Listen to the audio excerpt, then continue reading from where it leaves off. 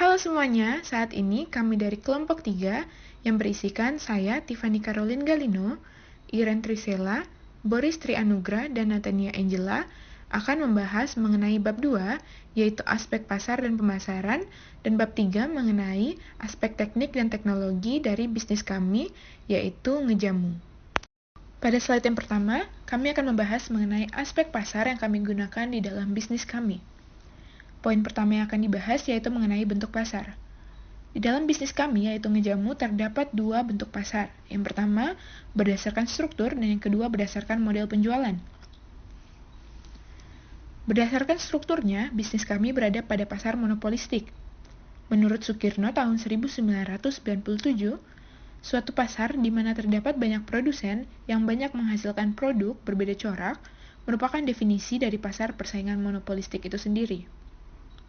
Lalu yang kedua, berdasarkan model penjualan. Berdasarkan model penjualannya, Ngejamu melakukan B2C atau Business to Consumer. B2C adalah proses penjualan produk dan layanan secara langsung antara pelaku bisnis dan konsumen yang merupakan pengguna akhir dari produk atau layanan tersebut. Setelah bentuk pasar, poin kedua yang akan dibahas yaitu mengenai mengukur dan meramalkan pasar. Setelah melakukan sebuah survei terhadap 40 partisipan, data yang kami peroleh menunjukkan bahwa 95% partisipan survei tertarik untuk membeli produk kami setelah mengetahui gambaran singkat mengenai bisnis dan produk yang kami tawarkan. Selain itu, ada 97,5% partisipan yang setuju bahwa produk yang kami tawarkan dapat menarik minat mereka untuk membeli produk kami. Berikut ini merupakan tabel ringkasan dari hasil survei yang telah kami kumpulkan. Untuk pertanyaan pertama, kami mengumpulkan sebanyak 100% jawaban ya, yang berarti seluruh partisipan sudah mengetahui mengenai minuman jamu. Lalu selanjutnya ada 82,5% jawaban ya, yang berarti sebagian besar partisipan pernah mengonsumsi jamu. Berikutnya, kami mendapatkan respon terbanyak untuk beras kencur 66,67% dan kunyit asam 33,33%, yang berarti bahwa beras kencur dan kunyit asam adalah jenis jamu yang paling banyak dikonsumsi oleh partisipan. Lalu berikutnya, kami mendapatkan 71,42% untuk jawaban rasanya pahit, yang berarti bahwa sebagian besar partisipan tidak mengkonsumsi jamu karena rasanya yang pahit. Lalu, kami mendapatkan 85% untuk jawaban ya, yang berarti bahwa sebagian besar partisipan sudah mengetahui mengenai minuman mocktail. Dan kami mendapatkan 95% jawaban ya, yang berarti bahwa hampir seluruh partisipan tertarik untuk mencoba produk kami.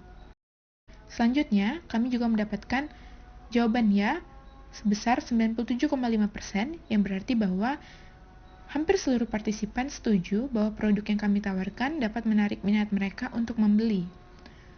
Berikutnya, kami mengumpulkan beberapa respon yang terbanyak, yaitu yang pertama, Rosella Froster mendapatkan respon 52,5%, kunyit asam soda mendapatkan 40%, puding asam mendapatkan 37,5%, serai telang Froster mendapatkan 22,5%, serai telang Mojito mendapatkan 37,5%, dan yang terakhir Rosella Mojito mendapatkan 52,5%, yang berarti bahwa varian Rosella Froster dan Rosella Mojito itu merupakan yang paling menarik partisipan, sedangkan yang paling tidak menarik bagi sebagian besar partisipan adalah serai telang Froster. Selanjutnya kami mendapatkan ya untuk 97,5%, yang berarti bahwa hampir seluruh partisipan tertarik dengan adanya show bartender jamu dan kegiatan melukis menggunakan bahan jamu. Lalu, kami mendapatkan 97,5% lagi untuk jawaban ya, yang berarti bahwa hampir seluruh partisipan setuju bahwa jalan Godean adalah yang paling mudah dan terjangkau dan strategis untuk membuka usaha ini. Lalu yang terakhir, ada 62,5% partisipan yang menjawab 10.000 sampai 20.000, yang berarti bahwa lebih dari sebagian partisipan rela membeli produk yang kami tawarkan dengan kisaran harga 10.000 sampai 20.000. Oke, saya Natania Angela, NIM 015, akan melanjutkan menjelaskan mengenai aspek pemasaran dan situasi persaingan di lingkungan industri. Nah, sebelumnya ini kami minta maaf atas kesalahan mengenai rentan umur konsumen. Jadi kan di sini kami menargetkan konsumen dari remaja hingga dewasa. Nah, yang berarti itu umur yang benar dan yang jadi target konsumen kami dari kisaran umur 14 hingga 40 tahun. Lalu berkaitan dengan pertanyaan dari reviewer yang bertanya mengenai umur konsumen, ini akan tetap kami jawab mengenai strategi kami dalam menjangkau target remaja pada umur 20 hingga 25 tahun. Baik, saya lanjutkan menjelaskan terkait aspek pemasaran dan situasi persaingan di lingkungan industri. Di sini saya akan menjelaskan segmenting, targeting, dan positioning pada usaha kami. Di bagian segmenting dari segi geografis, kami menargetkan konsumen yang berdomisili di daerah Yogyakarta. Karena kan sebagian besar warga Jogja sudah familiar dengan minuman jamu. Jadi kami melihat potensi penjualan yang cukup baik kalau kami mendirikan usaha kami di Jogja. Nah, lalu dari segi psikografis, kami menargetkan konsumen dari remaja hingga dewasa dengan rentan usia 14 hingga 40 tahun yang berada di kelas sosial menengah ke atas, yang gemar nongkrong di kafe dan menyukai minuman kekinian, dan dengan jumlah penghasilan mulai dari 500.000 per bulan. Lalu dari segi demografis, kami memilih konsumen remaja hingga dewasa, baik perempuan maupun laki-laki, dengan rentan usia dari 14 hingga 40 tahun, dan dengan pendapatan per bulan dimulai dari 500.000. Lalu pada bagian targeting, di sini kami menargetkan orang yang berdomisili di daerah Yogyakarta dan dengan rentan usia 14 hingga 40 tahun yang berada pada kelas sosial menengah ke atas dan yang gemar nongkrong di kafe dan juga menyukai minuman kekinian serta berpenghasilan per bulan dimulai dari 500.000. Lalu positioning pada ngejamu.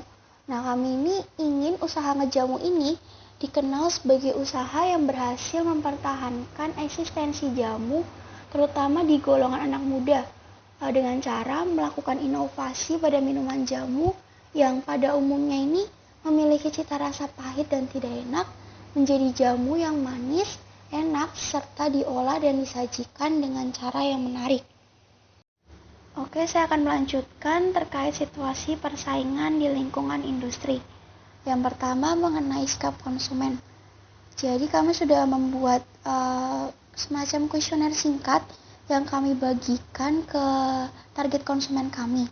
Lalu kami mendapatkan jumlah responden sebanyak 40 orang. Dan hasilnya mereka mengatakan bahwa konsumen tertarik untuk membeli produk kami. Nah, alasannya itu karena mereka tertarik dari inovasi produk kami, yakni jamu mocktail, dan juga pengalaman menarik yang diberikan ke konsumen, yakni memperlihatkan show bartender dalam membuat minuman dan juga memberikan kesempatan kepada pengunjung untuk melukis menggunakan bahan utama jamu. Selanjutnya mengenai perilaku konsumen. Nah, dari hasil survei kuesioner yang sudah kami sebar, hasilnya mengatakan bahwa konsumen ini tertarik dengan salah satu menu kami, yakni Rosella Froster, dan kisaran harga yang mereka rela keluarkan sebesar 10.000 hingga 20.000. Lalu konsumen juga memiliki minat yang cukup tinggi mengenai pembukaan jamu yang kami rencanakan di daerah Jalan Godean, tepatnya di daerah Sukunan. Itu karena konsumen merasa lokasi yang kami pilih ini strategis dan mudah dijangkau oleh konsumen. Manajemen pemasaran. Yang pertama, analisis persaingan. Dalam bisnis usaha kafe jamu, ngejamu memiliki beberapa pesaing, yaitu Warung Jamu Bu Hadi Wiono yang berlokasi di Suryatmajan, Kecamatan Darujan, Kota Yogyakarta. Terus yang kedua, ada Kafe Jamu Simak yang berlokasi di Jalan Taman KT nomor 421 RT 36 RW 9 Kelurahan Patehan, Kecamatan Keraton, Kota Yogyakarta. Nah, keunggulan dari pesaing ngejamu itu yang pertama dari Warung Jamu Bu Hadi Wiono. Warung Bu Jamu Hadi Wiono itu mempertahankan cita rasa asli jamu, yakni dari olahan bahan-bahan alami sehingga manfaat yang ada di jamu lebih optimal. Kemudian yang kedua itu dari Cafe Jamu Simak, keunggulannya adalah mempertahankan cita rasa asli jamu. Nah, adapun kelemahan pesaing. Yang pertama dari warung Bu Hadi Wiono, lokasinya itu berada dalam gang sehingga konsumen sulit menemukan warung tersebut. Kemudian dari Cafe Jamu Simak, menu yang ditawarkan itu kurang bervariasi. Kemudian yang bagian B, bauran pemasaran. Yang pertama ada produk. Produk yang kami tawarkan adalah minuman jamu modern seperti serai telang Froster, serai telang Mojito, Rosella Froster, Rosella Mojito, kunyit asam soda, dan puding kastard asam Jawa. Kemudian dari harga produk yang kami tawarkan itu berkisar antara 10.000 sampai 20.000. Kisaran harga ini tergantung dengan jenis minuman.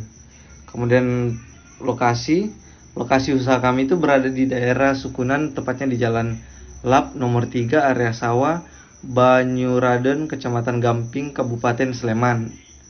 Kemudian untuk promosinya kami menggunakan Instagram, memberikan wawasan tentang jamu di Instagram serta kasetnya, serta melakukan endorsement kepada beberapa influencer, contohnya seperti Soima. Kemudian kami memberikan diskon dan tester produk secara gratis pada saat awal melakukan pembukaan usaha.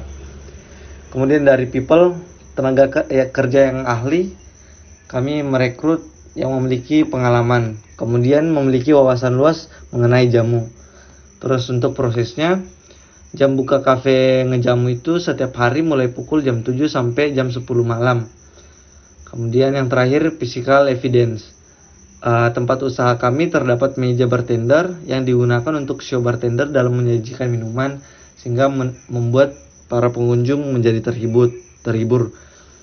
Kemudian tersedianya ruang lukis dan alat lukis untuk konsumen yang ingin mencoba pengalaman melukis menggunakan bahan-bahan jamu. Nah, sekarang masuk pada kesimpulan bab 2. Berdasarkan aspek pasar dan pemasaran, usaha kami layak didirikan dengan alasan sebagai berikut.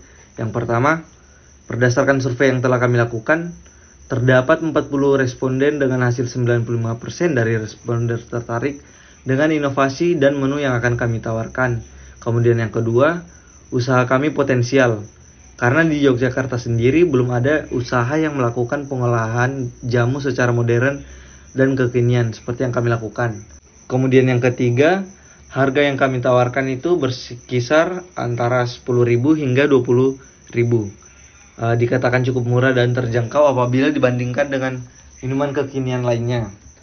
Dan kemudian yang terakhir, usaha kami memiliki saingan sejenis, namun kami lebih menonjolkan inovasi produk kami, yaitu jamu yang diolah secara modern, dan juga konsep tradisional modern cafe, serta pengalaman melukis menggunakan bahan jamu. Nah, hal tersebut ini dapat membuat usaha kami unik dan tidak ditawarkan oleh pesaing dengan usaha sejenis. Bab 3, aspek teknik dan teknologi.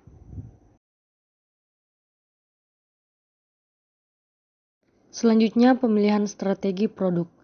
Yang pertama ada penetapan merek atau positioning produk. Ngejamu bukan hanya sekedar tempat menjual jamu biasa. Selain menawarkan jutaan manfaat, Ngejamu memberikan minuman yang enak dan kekinian bagi konsumen.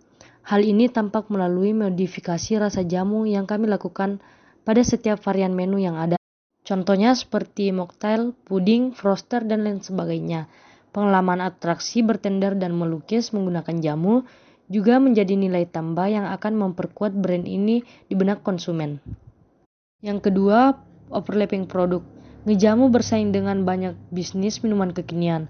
Namun, di antara banyak pesaing, Ngejamu lebih fokus dalam menyediakan minuman kesehatan yang disajikan dengan secara modern. Sehingga pelanggan juga tidak hanya mendapatkan minuman kekinian, melainkan juga mendapatkan jutaan manfaat jamu di era new normal ini. Berikut pemilihan dan perencanaan produk. Pada bagian A, penentuan ide produk. Seiring perkembangan industri F&B, jamu yang merupakan minuman tradisional dengan sejuta manfaat harus menyesuaikan dengan inovasi yang semakin berkembang. Maka, selain untuk melestarikan budaya, kami juga ingin menjual produk yang berkualitas dan unik dari segi rasa, penyajian, serta pelayanan. Bagian B, pembuatan desain produk awal. Kami mengambil rempah-rempah yang masih segar dari para petani lokal.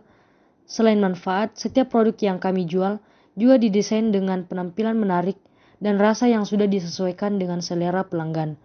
Tidak ada produk asal jadi yang penting sehat. Setiap rasa yang ingin kami berikan merupakan hasil dari proses inovasi yang matang. Bagian C, pengujian. Sebagai langkah awal, kami telah melakukan survei minat beli dengan menyebarkan kuesioner. Sebelum resmi membuka kafe, kami juga ingin melakukan uji coba produk dengan mengajak konsumen mencoba produk yang kami jual secara resmi di store Ngejamu dan membagikan informasi mengenai manfaat produk kami. Kegiatan ini dilakukan sebagai ajang promosi. Bagian D, implementasi. Pada tahun pertama, kami melakukan promosi melalui sosial media, khususnya Instagram dan TikTok, melakukan endorsement influencer, dan mengadakan event festival jamu. Di tahun kedua, target konsumen sudah familiar dengan brand Ngejamu, manfaat produk kami bagi kesehatan tubuh, serta value yang kami berikan. Pada tahun ketiga, mulai melebarkan sayap dan dengan membuka kafe di lokasi yang lebih besar atau membuka cabang toko. Pada tahun keempat dan seterusnya, kafe kami menjadi top main di kota Yogyakarta untuk kafe jamu kekinian yang telah dimodifikasi menjadi rasa yang enak dan segar dalam bentuk unik seperti mocktail, serta mengembangkan variasi dan inovasi produk jamu yang lainnya. Selanjutnya, perencanaan kualitas. Pada bagian performance, produk kami berfungsi untuk meningkatkan imun tubuh di masa new normal.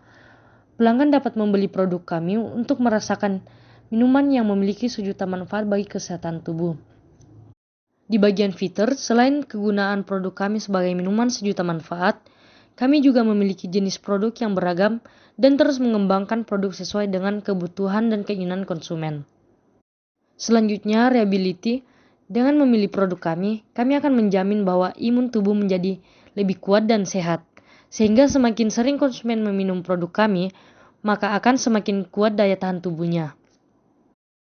Di bagian conformance, produk kami telah memiliki kriteria yang sesuai dengan spesifikasi minuman jamu yang sehat, diolah dalam bentuk unik, memiliki varian rasa yang enak dan tidak pahit, serta penyajiannya yang sangat unik. Di bagian durability, produk kami memiliki masa ketahanan yang cukup lama, tergantung suhu dan wadahnya.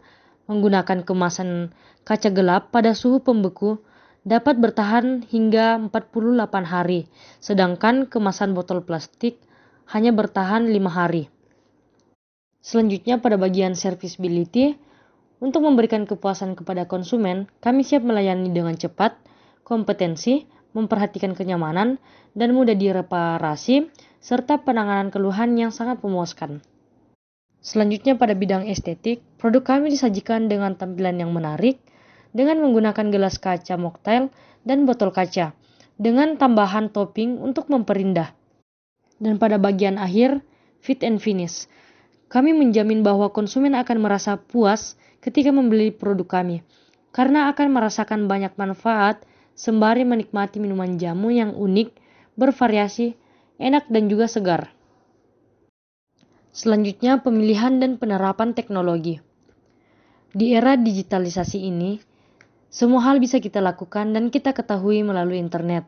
Oleh karena itu, untuk mengikuti perkembangan di era modern ini dan agar dapat terus bersaing dalam industri, Ngejamu akan menggunakan pemasaran melalui media digital atau digital marketing. Pemasaran berbasis online akan kami lakukan juga melalui media sosial seperti Instagram, TikTok ataupun Twitter, dan juga melalui situs web. Pemilihan dan penerapan teknologi selanjutnya. Pertimbangan lain yang kami perhatikan terkait dengan digital marketing antara lain, yang pertama, jumlah pengguna media sosial semakin meningkat. Yang kedua, akses internet yang semakin mudah diperoleh. Yang ketiga, meledaknya tren endorse. Dan yang keempat, konten marketing dapat dijangkau oleh lebih banyak orang. Semua pertimbangan di atas semakin meyakinkan kami bahwa saat ini digital marketing sangat cocok untuk bisnis kami dalam menjangkau lebih banyak konsumen. Dan promosi offline juga kami akan tetap lakukan dengan mengadakan event festival ngejamu untuk mengenalkan produk-produk yang akan kami launching serta mengedukasi orang-orang yang hadir tentang manfaat jamu dan pentingnya menjaga kesehatan melalui apa yang dikonsumsi. Saya akan melanjutkan menjelaskan terkait perencanaan kapasitas pelayanan dari ngejamu. Jadi kami sudah merancang beberapa poin yang akan kami gunakan sebagai standar kami untuk memberikan pelayanan kami kepada konsumen. Nah, yang pertama ini berkaitan dengan perilaku pelayan kepada customer. Di sini pelayan perlu memberikan pelayanan yang ramah, responsif, dan sopan kepada konsumen. Lalu pelayan akan diberikan seragam atau busana khusus dengan tema Jawa tradisional sehingga terlihat lebih rapi dan juga memperkuat nuansa Jawa pada kafe. Dan yang terakhir, pelayan juga menjelaskan mengenai berbagai manfaat, rasa, dan juga memberikan rekomendasi menu dari ngejamu yang cocok dengan keinginan atau selera dari konsumen. Selanjutnya terkait perencanaan letak usaha dari ngejamu. Jadi setelah kami melakukan survei di beberapa lokasi, akhirnya kami memilih lokasi usaha buat ngedirin ngejamu ini di daerah Sukunan, tepatnya di Jalan Lap nomor 3, area Sawah, Banyuraden, Kecamatan Gamping, Kabupaten Sleman, Daerah Istimewa Yogyakarta.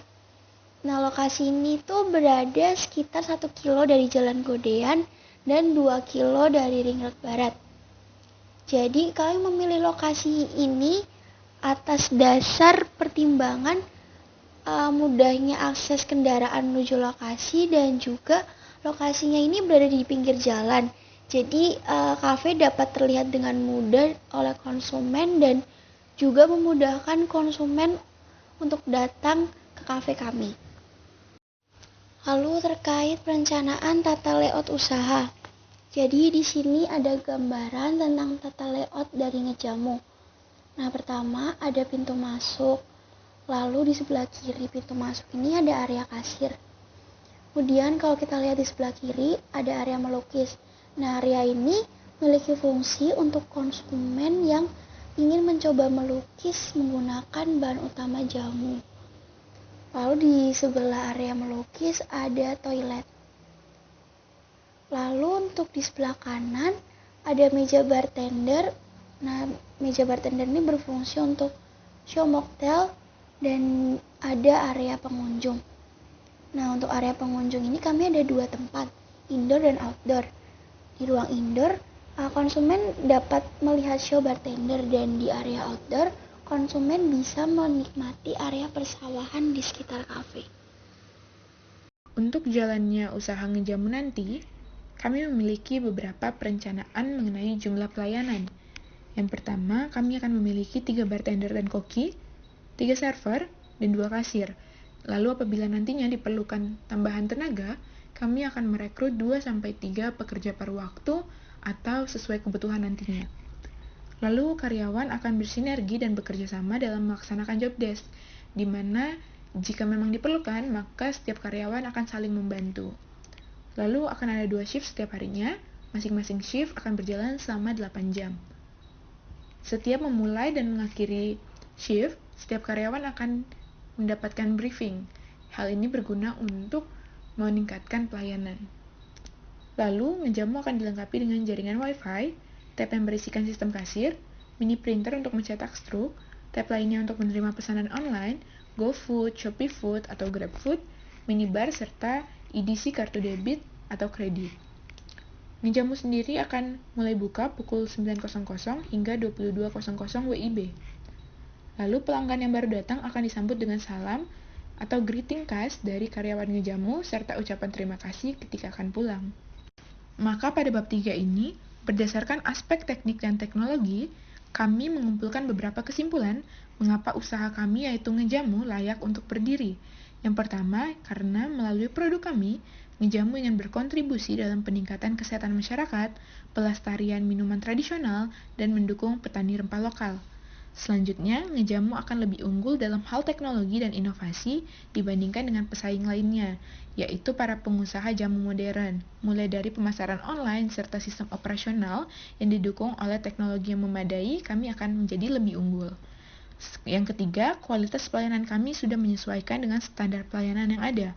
Yang keempat, kualitas produk Ngejamu didukung dengan penggunaan teknologi, dan bukan hanya teknologi saja, namun bahan-bahan yang kami gunakan merupakan bahan-bahan segar yang berasal dari para petani lokal. Yang terakhir, lokasi Ngejamu sangat mudah untuk diakses dan dijangkau oleh pelanggan. Demikian presentasi dari kelompok kami. Terima kasih.